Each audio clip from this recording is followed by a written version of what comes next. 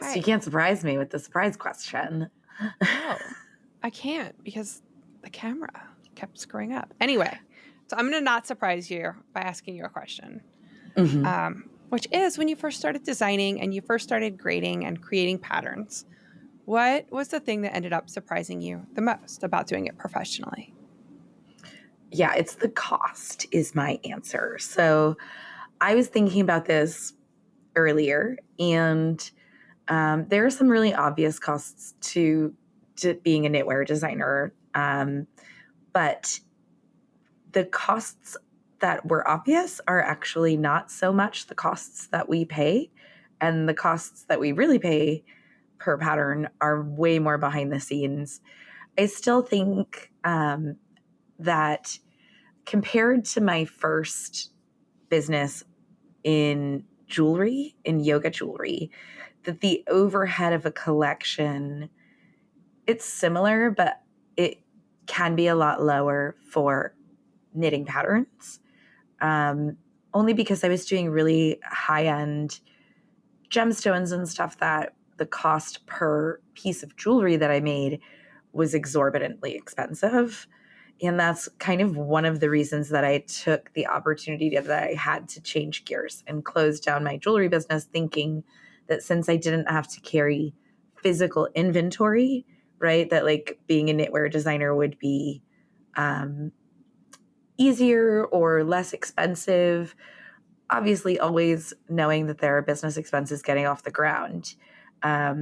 But the more I've been in this business, I kind of thought like tech editing costs will go down, but they've gone like way up, right? And like, It's like um, riding a bike. It never gets easier, you just get faster. It's like it right. never gets cheaper, you just write more sophisticated things. Yeah. And I think if anything, it's gotten a little more expensive, but um, still like, I'm not trying to say like, don't be a knitwear designer. It costs so much money, but it costs more than people think it does. And that is the thing that is the most surprising to me. And if anyone actually understands my job when I'm talking to them, I think most people are surprised by that too. How would you answer that question? What surprised you the most in this career? I think for me, it's that there's always room to wish you'd done something recent differently. Like, there's no Hmm. one right answer. There's often nuance and different ways you could have done Yeah. things. And, like, sure, early on, I like knew right away, oh, like, next time I would do this differently. But even still, like, there's always room to keep growing and doing things even better. What I hear you saying is this sort of like lack of contentment with your work, right? Because we're always, I mean, I am used to that. I think that's part of being an artist, and I'm sure that our listeners who are not designers probably feel this way about your knits too. We're always learning, and because we're always learning and we're always growing, then we're always improving. And when you're looking back on something that you did last year, then you're like, oh, here are all the ways that I could improve it now, you know? Yeah. Yeah. Well, and recently I was doing some painting, right? Like on a canvas with paints. And I was like, I hate this. Like when you put the paint down, there's no undo. It's not like working in Procreate. It's not like you can frog it. Like the paint goes on the canvas and that's that. So in a lot of ways, I guess I'm glad for that flexibility in my knitting and in my pattern design. But like once that pattern goes out, it's not like you're going to go back and be like, whole new yoke. So it has some elements of both the mutability of knitting and the immutability of other forms of art. I agree with that. I mean, in some cases, you know that I did go back and rework a couple of things this past year, but I can't really say I like updated the pattern. I You redesigned the rebooted whole them. concept. Yeah, Yeah. because there were flaws in the original concept that meant I couldn't make them really work with my values and my system now. But yeah, it isn't, it can be more valuable to just let go of a design and discontinue it than to rework it, because reworking it is really starting completely over and It incurring is. all of the costs all over again. So there, if I could, I would be tinkering with every one of my patterns all the time, but that's not good business practice either, right? Because then nobody can really knit from it without knowing if I've been in there like messing with some numbers. You have to, the pattern that's been tested and edited has to stay as such. Yeah. Yeah. Errata notwithstanding. Okay, so today we're doing just kind of a behind the scenes where we talk about some of the things that come up in the grind of design work and some of the nuts and bolts of what our processes are like, taking something from, we've talked a lot about where we get our inspiration and where we source ideas, but how do you go from sketch to market or even sketch to a sample? Yeah. I mean, one is like 6 months and one is like a year, but Yeah, plus sometimes. yeah, sometimes less. I know before I was a designer, I really didn't know much about this process at all. And I learned a lot from doing, so I've learned a lot. But I was always curious, and I hope that this is going to be interesting for folks that might be interested when we mention, like, we're really tired, we're doing a lot. We've like mentioned those things, but we haven't really told y'all like what it is we're doing all the time. So this is a sort of peek into like the life of doing this, especially Jen and I are really both full time in our knitting businesses at this point. So it's a good time for us to share some of that with you. So we hope it's inspiring. We obviously love what we do. We're also sometimes real tired because things can be so much more complex, which is probably part of my original answer, not just expense, but the complexity of the process, right? Which is part of what makes it expensive. I think even starting with this idea of full time, right? Like I'm full time in this as much as I'm full time in anything, but I Hmm. have between 4 and 8 doctor's appointments a week that for me and my kid, like full time for me is not 40 hours, 9 to 5. Um, Yeah. but I'm laughing because whether or not I include sample knitting in the hours I consider work hours, like depends on the product, right? If I'm really enjoying Yeah. something, I'm like, oh, I only count desk hours as time worked. And if I'm like this week, I had an incident, something came up with something a sample knitter was working on for me. She had some unforeseen circumstances. And so I've had to cram in a lot of unexpected knitting. And I'm definitely like, right, a 60-hour a week. I did all this knitting.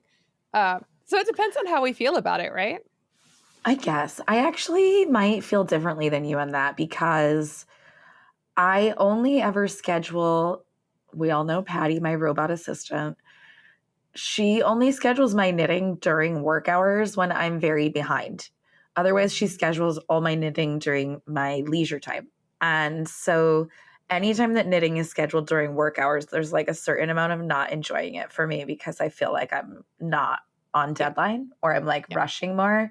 And my ideal situation is when I am knitting something way ahead of when I would like to get it into tech and I can take my time to enjoy that process more.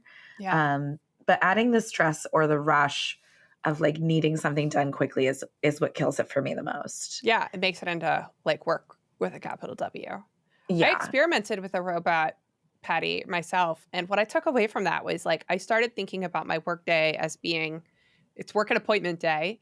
And it's Mhm. from like 10 to 4. And then it's also from 8 to 2. Right. So that's Mhm. my work day. And then I also like my appointments fall in the beginning. And like you, I prefer to do my sample knitting in the evening whenever I can. And when it needs to get pushed up during the day, like I definitely know like I'm losing out on valuable desk time. But I do most of my heavy brain work, like most of my grading, most of my pattern writing, and all of my sample knitting generally between the hours of 8 p.m. and 2 a.m. I know, which I cannot do because when I tried working that way, I made so many more mistakes. That is not my brain's time to thrive. But I do wake up pretty early. I wake up naturally by like 7 most of the time if I'm very tired. Lately I've been sleeping to like 7:30. and that's about it. That's like as sleep in as I get. So I really do most of my like thinking work in the morning, I prefer, or first thing. So the most important thing for me is always the thing that I'm doing like first with my biggest chunk of time. But also in my household, that is the time that is the most guaranteed to be quiet and workable for me. Yeah. But I want to rewind a little because we're talking about designing, and I think we sort of glossed over something that might be a common conception. I think the common conception is that if you are a full-time knitwear designer, that your work is mostly knitting. And it's really, really not, right? No. Like, I think many of my testers, my regular testers, might knit more than I do. I definitely knit a lot. Like, I definitely spend many hours knitting a week, especially lately when I'm doing like 4 or 5 designs like right in a row right now so I can get ahead. Yeah. So compared to like an average hobbyist, I probably knit more. But the people that really love our podcast that are like really into knitting, they might be spending more time knitting than we are. And that can be true in a lot of industries when you start working in them. Like yoga teachers usually are not the people that are like in yoga classes the most, right? Right. Yeah. Yeah. Yeah. So now that I've got these sleeves finished, I need to seam this sweater and put the collar on. And then I probably won't cast on something new for at least 3 weeks. Right. So like what so what are you going to be doing? I'm is, just sitting here is that a thinking, oh, break? rats, does that mean I'm going to go on a trip next week without a project? I need to sit down and grade something. Make another bra. You know what? I'm actually knitting a sun up for Susie Oh, cute. Well, out of you'll the have that leftover then. Moco Moco. Hmm. She's like, this is so soft. So She I really think she's wanted going to leave something in it. that yard. Yeah. She did. That's very nice. I like Yeah. that for her. Um, I literally designed the bralette pattern so that I can always throw something in my bag and have it available for knitting Yeah. projects.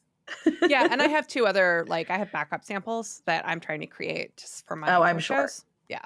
That are on I'm my sure needles you that I'm have a studiously list. ignoring. Yeah. Me too. Me too. Um, so, but besides the knitting stuff, what are your usual tasks? What do you think you actually spend the most time on if we don't spend the most time on our needles? I spend a lot of time writing. Yeah, me too. I've spent more time writing like my newsletter and creating content that's educational. But I mean, I see myself as half designer and half like kind of like online coach or consultant or Content creator yeah, slash, educator, yeah. activist, that kind of thing. So a lot of the value that I think I create for people or that I try to create for people is not just patterns to get your sweaters to fit you better and to help you make your next favorite knit, but all the tools you need to make any pattern your next favorite knit. So Mm. I spent a lot of time writing and illustrating. Yes. Mm-hmm. Yes. Also that. Yeah. I mean, it depends on the week. There are weeks that I'm spending like 4 hours, multiple days a week, sketching or painting to put ideas together. And I have to say that those are like some of my favorite weeks. There's a lot of writing patterns, writing copy. I also freelance and write other copy in this industry. So I count that as like my design career, even though it's a little different, but I spend a lot of time writing for other folks too. Because so much, I mean, if you're trying to make money, if you are designing professionally, then so much of your work is introducing people to your work and introducing people to your values and introducing people to your way of thinking so that they can see if they are a good fit for your patterns, right? Because there's more to a designer being the right designer for you than just the size that they offer, although that's obviously a big factor. But there are a lot of other big factors that I think it's important to give people a way to get to know us and to get to know our work. like well in advance of them investing in a whole sweater. Well, yeah, I think that being somebody like who you are informs your pattern writing. It informs how you grade, it informs how you write, it informs what Mhm. assumptions you know make about like what the knitter is going to know or need from a pattern. We know some designers who focus on really straightforward instructions, and that's their priority because that's what's important to their knitter. Um, Mhm. we are really focused on being relentless about things fitting really well, and so you're going to have a different expectation of one of our patterns. We're not going to write it with simplicity in mind. We'll Right. make it as straightforward as we can for the instructions, but like we would never sacrifice. We would never, given the choice, should this be easier to knit or should this fit better? It's always fit. Yeah, it's Yeah. always going to be fit. It's going to be an extra. We're going to add an extra step there. Yeah. Yeah, and we're thinking of beginning garment knitters when we create our patterns. We're trying to make sure that a first-time garment knitter would be successful following one of our patterns, but we don't expect that new knitters are knitting our pattern unless they're like a very shout out to Christina, who is like a very dedicated newer knitter doing some really great Yes. work. But an average, like the first 5 years of my knitting life was really just knitting a lot of completely misshapen things and wondering what happened. So Yeah, till and I like a like first learned time. about gauge and etc. Yeah, and a first time garment knitter is not a first time knitter, right? That's a whole different Right. step in a knitter's development. And I think that there's um, so much more. I mean, one of the biggest ironies I think of my life is that I did not go to art school. I went to business school. Um, well, first I went for biology, and then I was like, no, thank you. And then I was like, I'll do business. And I started off focusing in marketing, but Mm. I hated it. Well, okay, so like the business courses in the mid aughts for marketing were like, oh, here's what Coca-Cola is doing, and here's our supply chain. And I was just like, this is like the most dead on the inside BS I've ever heard. Yeah, I mean, Um, marketing has changed a lot since we were young. yeah. Yeah. And now I would say like so much of what I do is marketing. Like you, I also do some marketing freelance and some marketing coaching. And I think one of the things that was a surprise to me about my development journey is how much having a big marketing toolkit is important for reaching the people that you intend to reach. Hmm. And I'm not talking about like selling people things, right? Like I'm talking about how you move through the market, how you identify that person. So like Lisa, hi Lisa. Lisa's one of our members.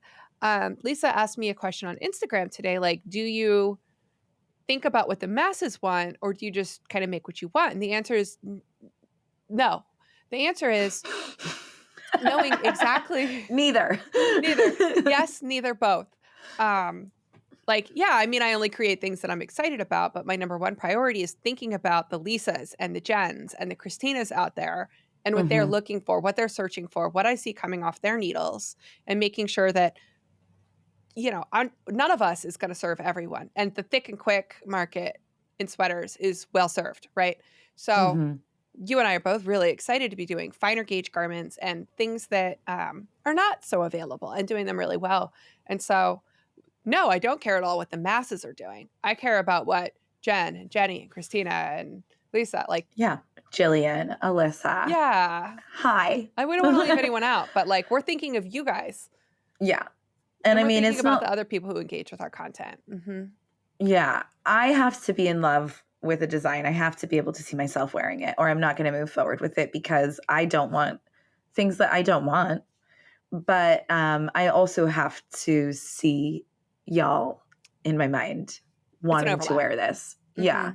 And so I mean, Jen and I were bouncing ideas back and forth the other day, and like she reminded me like, well, but would you see Jillian wearing this? Do you see Christina wearing this? And then in my mind, the design just changed like a little bit based Yeah. on what I feel like I could see on you on you, Yeah. Y'all are people the that we are crucible. getting to know. Huh? They're the crucible. Y'all are the crucible. Like there's a step in the development where you say, is this going to be something that the people who are into my things are interested in? Mm-hmm. hmm Yeah.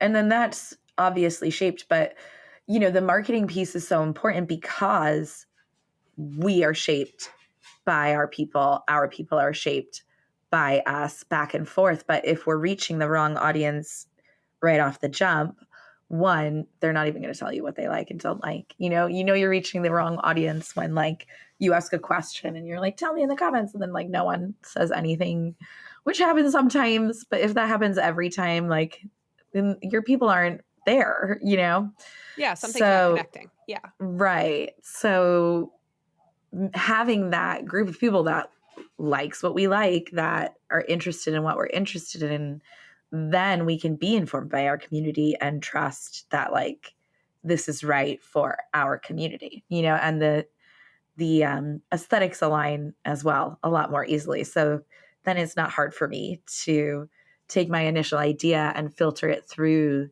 um, that crucible, that step, and see what comes out the other side. It might be exactly as I started. It might have changed a little bit. Yeah. I think another question that designers often get asked that we've never answered here, or asked each other, answered here, would be what comes first for you, like the yarn or the sketch or the concept, or where do you start? Mhm. Right. So let's make it Yeah. real. We're about to start planning our spring collection. Mm-hmm. Yeah. We're about to start it, but we have half started it. I mean, for me, a lot of times the first thing is the yarn. Um, but that isn't always true because there are certain concepts that I want to execute, and then I want to figure out what yarn will be best to execute that concept. Yeah, I think for the spring collection, you were in an art museum and you sent me some photos that were resonating, and you're like, I'm really Mhm. into this palette for spring 24. Well, that's true. But then I don't know what the garment's going to look like until I know what yarn I'm going to work with Yeah. because I can't. And even it is a struggle. It is still a struggle if you're working with a yarn you've never worked with before. And whether you're getting yarn support or purchasing, sometimes we do both. And if you're doing that online and you haven't worked with that yarn before, then as much as we look for all of the things that help us, know the properties of a yarn, sometimes you really don't know how that yarn knits until you knit with it. And so there have been a lot of times that I'm trying to like execute a concept, but it doesn't really fit the yarn properly. And I'll go back and rework the concept to make sure that it does work with that fabric that I'm actually able to create with that yarn because of the fibers and the spin and the ply and the way it all ends up coming together. Yeah. You know, for me, I think it feels like planning a party, Mm-hmm. right? So you're like, what is this party going to feel like? Is it going to feel like a birthday party? Is it going to feel like a Yeah. family tradition thing? Like, what does this collection want us to feel like? And when you sent me those photos, it it set the tone for the party, right? And then you Mm-hmm. start pulling together your menu and your components and your ingredients and planning your wardrobe and thinking about your guest list, and it all has to come together Right. at the Yeah. same time. You're not going to serve like turkey on the 4th of July. Exactly. That's I when mean, you might. everything starts getting tinkered back and forth and like just played with until it all makes sense together, which is, I suppose, the way that you plan a party. I'm not much of a party planning lady myself. I'm a party attendee. Well, I'm sure there's an analogy in there too. um, it's true, but it's like with anything, it's a recipe, especially the way that we work because we work with collections. But even when I was designing more singular designs at a time, it was still pretty similar. That I was coming up with the vibe or the place that that garment would fit in my wardrobe, and then um, tweaking it back and forth once I actually had yarn in hand and the sketch. Then does this really work the way that the sketch is initially drawn? Do I need to change anything, et cetera, et cetera? Right? Yeah, for me, an early lesson was don't send a pitch to a dyer without having worked with the yarn, because sometimes Yeah. it doesn't come together the way that you think it will. I mean, I will say that I think it might speak to people having some confidence in me that I send some pretty weak ideas to people because I don't want to commit if it's a yarn that I haven't worked Yeah, with like before. yes, a vague Yeah. description and an evocation, yes, but, like, Yeah. I had a couple times where I was like, "It will be like this, and this will be the ease, and this is gonna be how it will fit," and then I was like, "I need to deliver Hmm. on something that is not mathing." Right. I know. And it depends on the situation that you're in. I have changed things around with my collaborators, which is fine if you're communicating that early on in the process and making it clear along the way. But it isn't best practice to change things totally. I'd rather have the yarn and swatch. So at this point, I'm comfortable asking people, like, hey, I'd love to do something with your yarn. Will you send me some to swatch with? I'm kind of thinking this. I'm kind of thinking this timeline, but um, I'd love to put together a Yeah. proposal after experiencing this yarn. Yeah. Yeah, definitely. Or go out and buy a skein if it's readily available, but it depends. Not everything, especially being in a warm weather climate, not everything that I want to work with that might be readily available in yarn stores, most places might not be available here for me to just grab.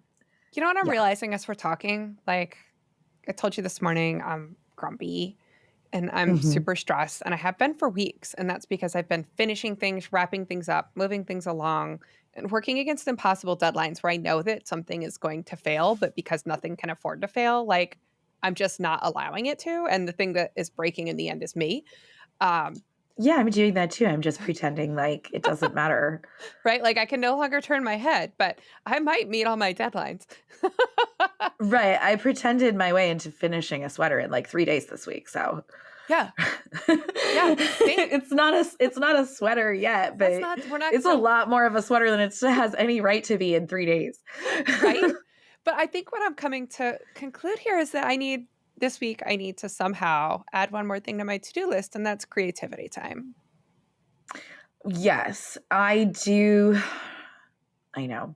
I need The to do some creative swatching instead. playtime is often pushed aside. I have some swatching that I've been wanting to finish and then get into the sketching phase for like several weeks that I haven't been able to. But, I think we should separate the way we're working right now from like the way that we would typically work, because we mentioned to you that we are overlapping many things, right? We've got chronic illness in both households in this design house. So we're not going to set ourselves up to be unable to put out work. And that is a situation that I ended up in last year. And that was really devastating for me on a lot of levels, not just financially, which obviously I didn't really make any money if I wasn't doing anything, um, but more in terms of like robbing me of my creative time and the thing that I love to do. And knitting someone else's pattern is not as satisfying as working on my own now that that's part of my hobby, right? That's become part of my thing, is making my own thing. And I would rather be working on my next idea because it's like the entire process now is the creative process for me, and I think for you too. Um, so, in order to accomplish the kind of buffer that we really need to feel secure, we're like tripling. I'm putting, Yes. I have just, I'm editing a pattern for winter. I am finishing two more patterns for early spring and designing next spring, kind of all at the same time. So that's unrealistic and not the way that we're going to always be working. But to a slightly lesser degree, it is the way that we're like always working though. Like we're always Yeah. designing something, editing something, and knitting something else. Right. Right. Right. Yeah. Yeah. And I do. I divide my calendar into rows. Like, what am I designing? What am I sample knitting? What's in test and what's launching? Right. Like, those are the Hmm. rows on my work calendar. And yes, we are trying to get ahead. So we're doing a higher volume of work. But, like, I think honestly, one of the things that's really tough for me in this job is budgeting and managing time. And, like, so often, like, a really great thing comes up and then you try and squeeze it in. And it's not that I ever regret it, but it's just, Yeah. Well, that's why I love my robot. I was failing miserably at time management, and I'm pretty good at time management. But obviously, many things in my life changed recently, also, which means that my old systems were failing me. And then there's like an entire emotional component to not being able to make things happen in the time that you think that you're going to be able to. So then that becomes a whole other emotional aspect to it. When I started using this app to like arrange stuff for me, it just becomes way more clear to me if I have time to add anything in or not, because it's not just like what I put down on the paper and what I evaluate. It's like the app that I use is doing the calculation of like where these things are actually going to fit into my time. Yeah. And it starts telling me, like, it starts sending up red flags when things are not going to be fit into the time that I have to do them. Or on the converse, sometimes I open it and realize like I have so much blank space next week, but it's probably because I haven't added everything in. But it does mean that that's like a positive time where I can add in some new things or take on a little more, which feels good. Yeah. So once we've got our organization. ideas, yeah. And and it's a practice, right? It's a moving target. Mm-hmm. So we've got our idea, we've got our yarn, we've got our swatch, we've got our gauge. Mm-hmm. Then what? Then you open up Excel. You open up Excel. Which I did not know how to use when I started designing. Like I could make a basic Excel sheet, but I really didn't know how to tell it to do calculations. If you are out there designing and you have not taken the time to learn to use Excel or any other kind of whatever, Google Sheets. I started with Google Sheets. I know I'm a purist. Jen feels about Excel the way that I feel about silk. We can all pretend that there are substitutes, but there's no substitute. But they're just not quite the same. Some of y'all just really like hitting enter to scroll through your thing a million times. Anyway, hater. Drinking that Google Sheets. I don't like. I mean, listen, I'm in Excel now too, but I learned Google Sheets because it was like free and available to me, and I knew it was better than using numbers when I was a Mac user.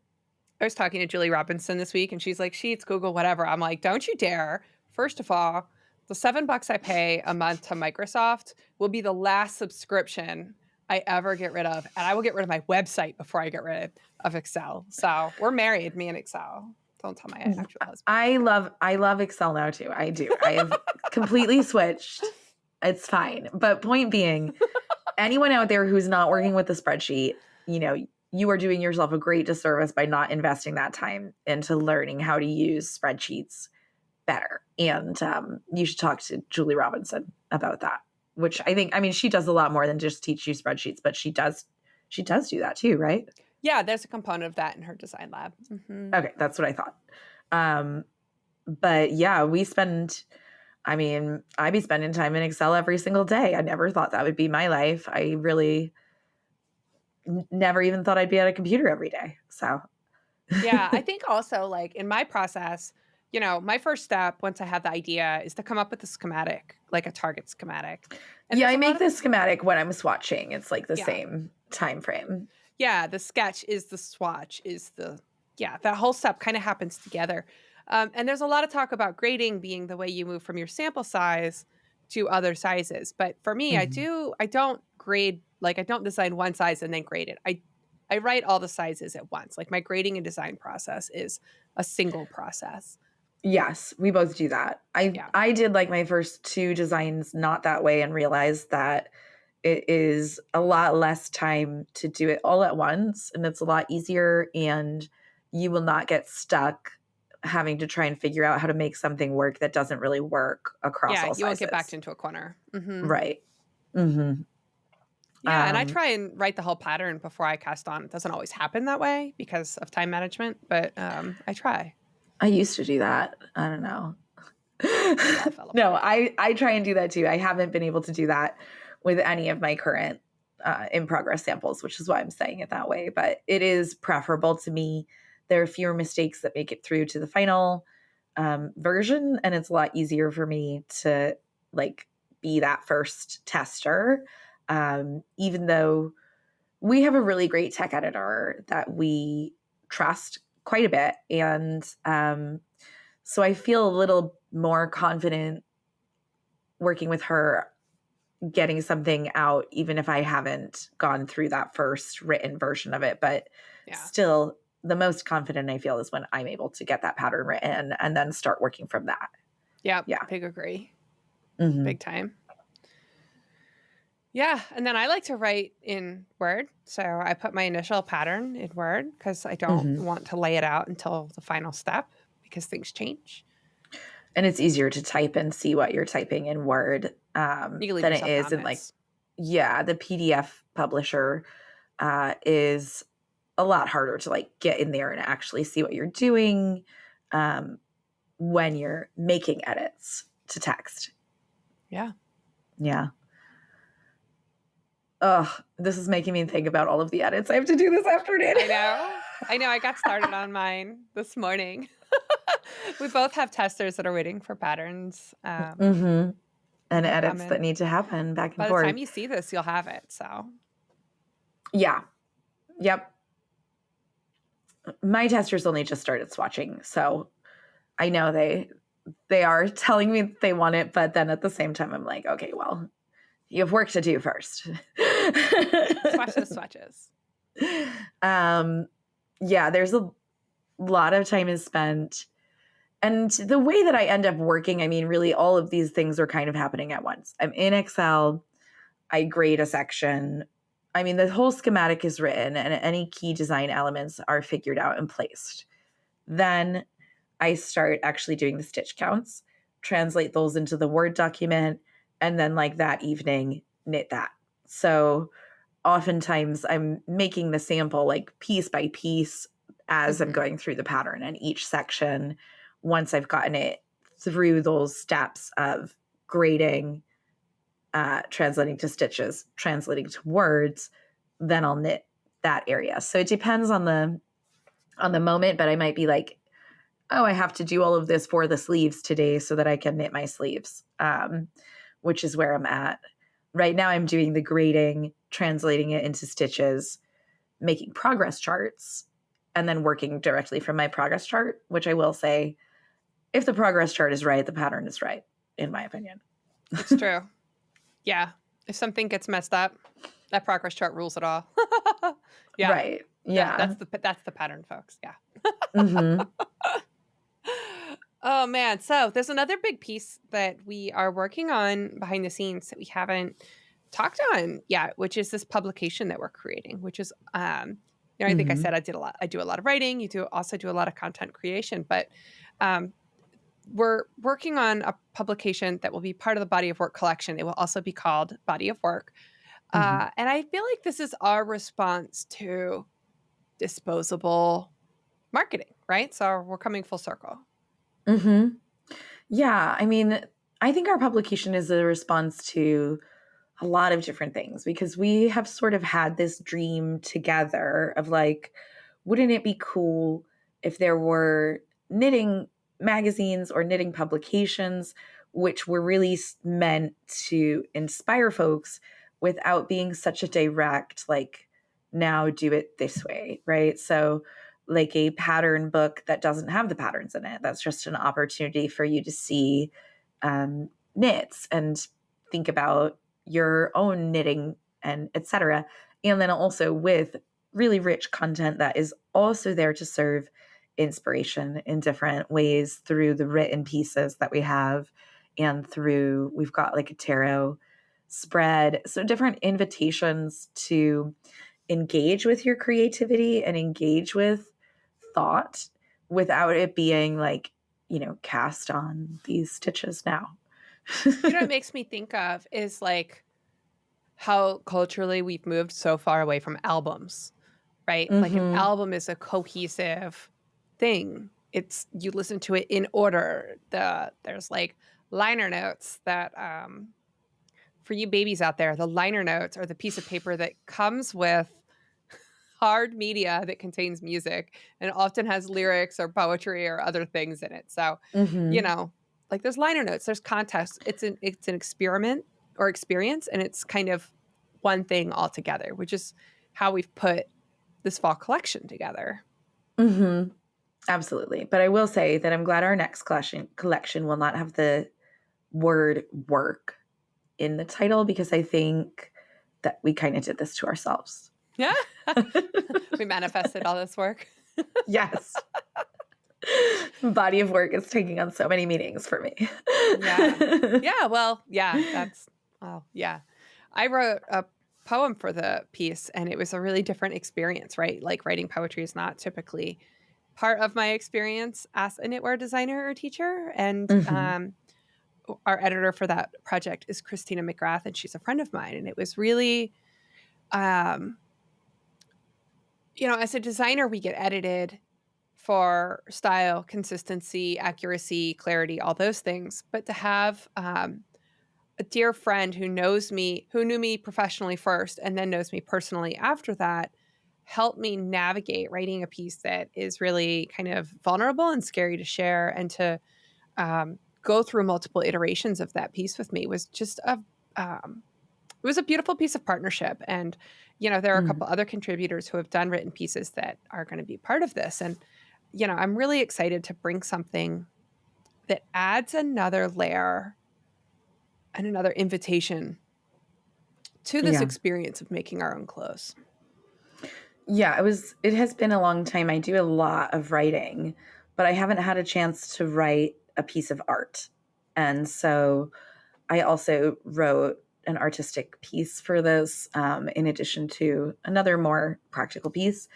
And it was really, I used to do a lot more artistic writing. I was lucky enough to have um, had like a regular gig that really supported my um, like creative writing and personal essays and things like that. So it has been a long time since I worked on something like that.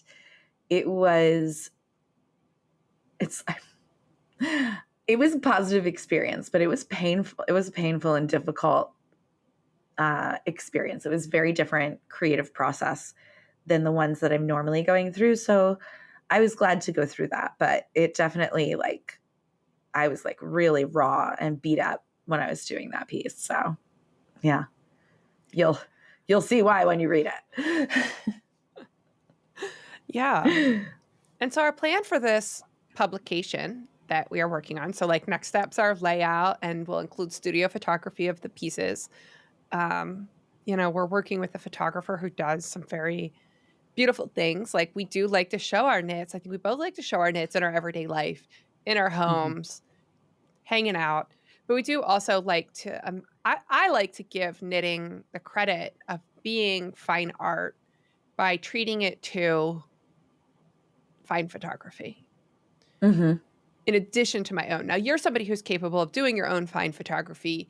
I don't feel like that's in my skill set. And so for me to do something more curated, studio photography, right? Like in a space with professional help, with professional tools, for me gives my art form a little more, I don't know, fanciness. Like, what's the word I'm reaching for here? You're Formalism. elevating it. You're Yeah. elevating your work to be, we work in fashion. If you are knitting garments, you're also in fashion. And if someone thinks of you this is how much my stepdaughters love me. They tell people I'm a fashion designer. That's what they think of me. So when you say you're a fashion designer, people think you're really cool. And when I tell the obnoxious PA at my doctor's office that I am a knitwear designer, then they say "Oh, you mean like sweaters?" And it's so not the same. So Right. not the same. If I said I was a fashion designer, they would think I was cool. I say I'm a knitwear designer, and they're like, "Oh, so you knit ugly sweaters a lot?" And I'm like, "Who are you to tell me right now about being fashionable?" Anyway, get out of here. Right? But then I'm not even going to take the time to be like, no, actually, I knit the really sexy fine gauge stuff that I wear out on hot dates with my girlfriend, but whatever. So we are doing something that is not, knitting ugly sweaters, and no one that is a fiber arts hobbyist that it really gets to me the way that people who have no creative practice will be so happy talking down to you about yours.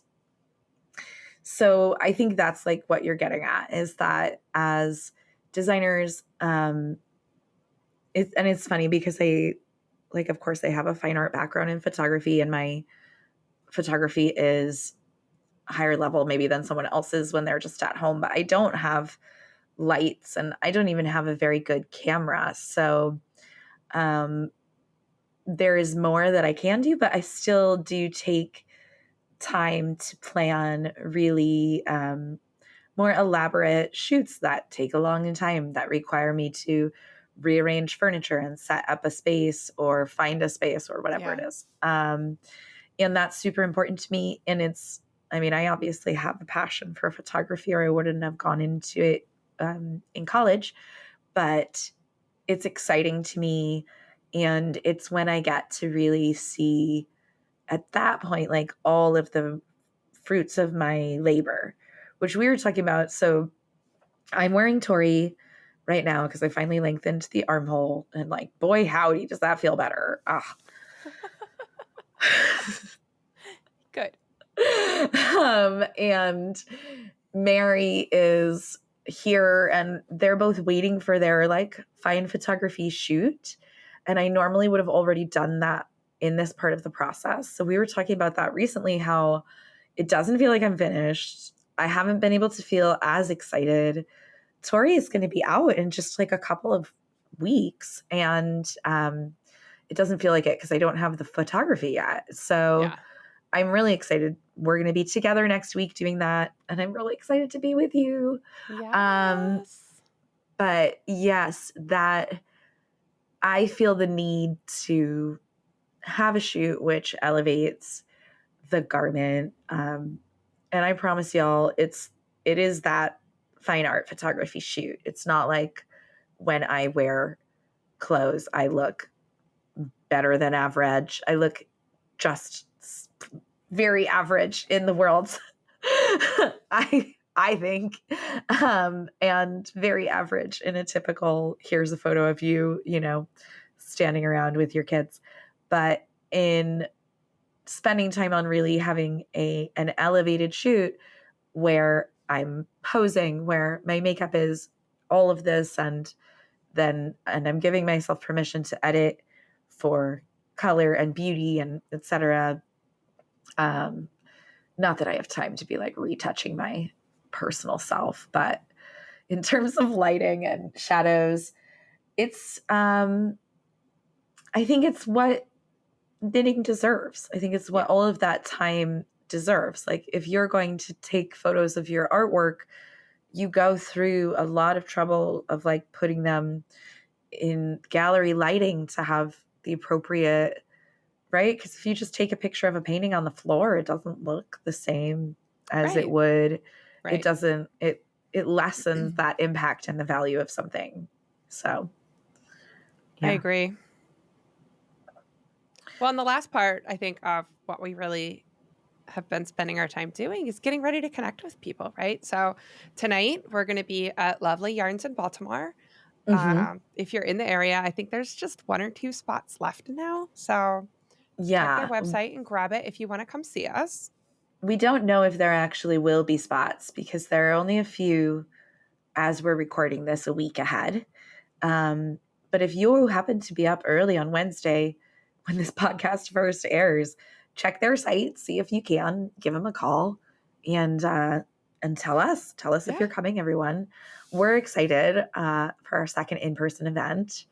But the connection that we're doing in person with folks is is fun and a different aspect of our business. And I was going to say I spend a lot of my time connecting in Slack.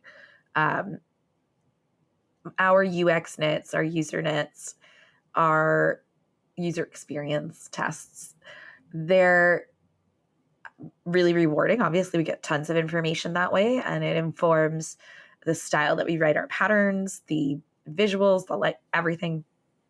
And um, sometimes I spend, an hour plus every day for the whole week, just like answering questions in Slack, communicating. We're in a knit along, so we're doing knit along talking. And I really like that part of my work. I mean, usually, right, people are nice to us. And usually it's really rewarding to connect with them, even virtually.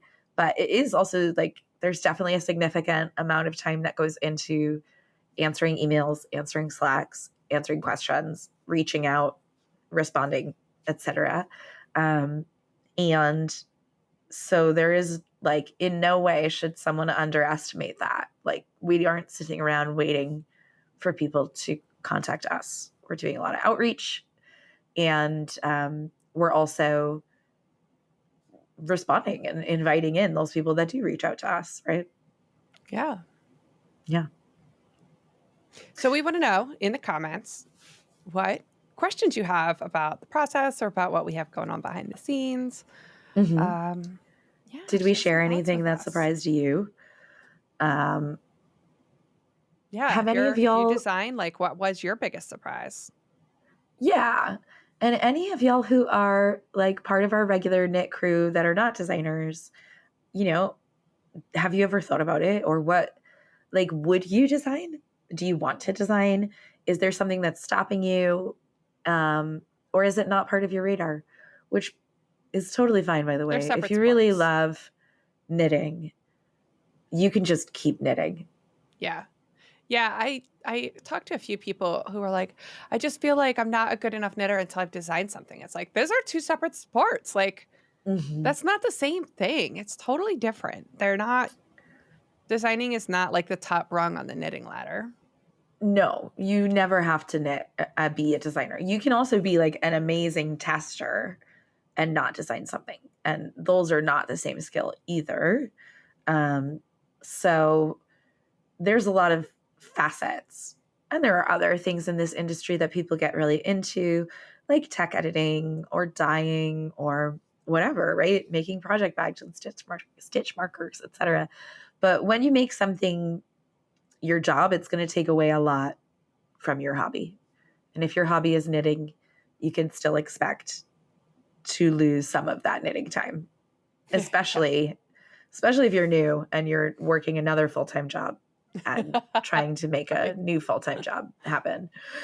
Yeah. All right, y'all. Let's play the bump bum. Right. Let's wrap it up. That's okay. We're It's a not going to have closer a bum. today. Yeah. Sure. Yeah. I'm going to close with the bum bum. Here it All right. comes. Happy knitting, Happy everybody. knitting.